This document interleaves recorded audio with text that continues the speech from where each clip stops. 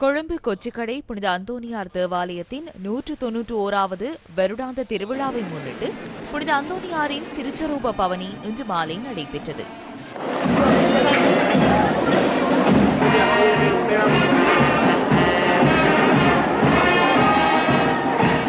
ஆயிரக்கணக்கான பக்தர்கள் இவ்வருட திருவிழாவில் பங்கேற்றனர். இதனை அடுத்து கொழும்பு பேராயர் பேரருட் திரு மெல்கம் கர்தினால் ரஞ்சித் ஆண்டுகையின் தலைமையில் புனித அந்தோனியாரின் திருச்சரூப ஆசீர்வாதம் இன்றிரவு நடைபெற்றது.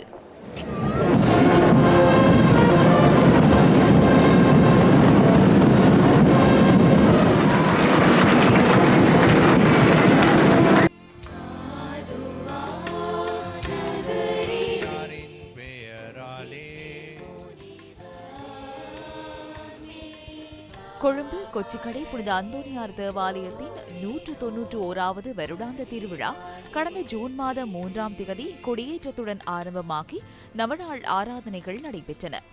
பதுவை புனிதர் அந்தோனியாரின் திருவிழா திருப்பலி இன்று காலை 8 மணிக்கு ஒப்புக் கொடுக்கப்பட்டது. கொழும்பு உயர்மறை மாவட்ட துணை ஆயர் ஆண்டன் ரஞ்சித் பிள்ளைநாயகம் ஆண்டகையின் தலைமையில் திருவிழா திருப்பலி ஒப்புக் கொடுக்கப்பட்டது. ஒவ்வொரு சந்தர்ப்பத்திலும் தகுதியின்மை எங்களுக்கு தெரிந்தாலும் ஆண்டவர் எங்களோடு இருந்து எங்களை ஒவ்வொரு நாளும் தகுதியாக்கி கொண்டே வருகின்றார். சில சந்தர்ப்பங்களிலே சிலர் ஆண்டவரிடம் இந்த எல்லா அழைத்தலையும் பெற்று வளர்ந்து கொண்டு போகின்ற பொழுது இது ஆண்டவரிடமிருந்து வந்த அருள் என்பதை மறந்து விடுவார்கள். இந்த நன்மை செய்கின்ற ஆற்றல் ஆண்டவரிடமிருந்து வந்தது. மனிதத்தன்மை குறைந்து இறைத்தன்மை வளர ஆரம்பிக்கின்ற பொழுது நாங்கள் நிச்சயமாக புனிதத்துவத்தை நோக்கி பயணம் செய்வோம்.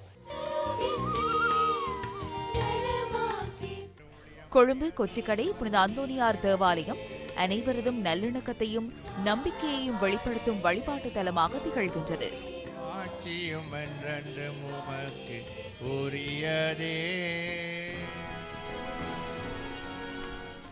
கொழும்பு கொச்சிக்கடை புனித அந்தோனியார் தேவாலயத்தின் 191வது வருடாந்த திருவிழா திருப்பலியில் அருட்தந்தையர்கள் அருட்சகோதரிகள் உள்ளிட்ட பெருந்திரளான பக்தர்கள் கலந்து கொண்டிருந்தனர். 1806ஆம் ஆண்டு சிற்றாலயமாக கொழும்பில் சன நெரிசல் மிக்க பகுதியில் நிர்மாணிக்கப்பட்ட இந்த தேவாலயத்துக்கு கோவாவில் இருந்து புனித அந்தோனியாரின் திருச்சொரூபம் 1822ஆம் ஆண்டு கொண்டுவரப்பட்டது.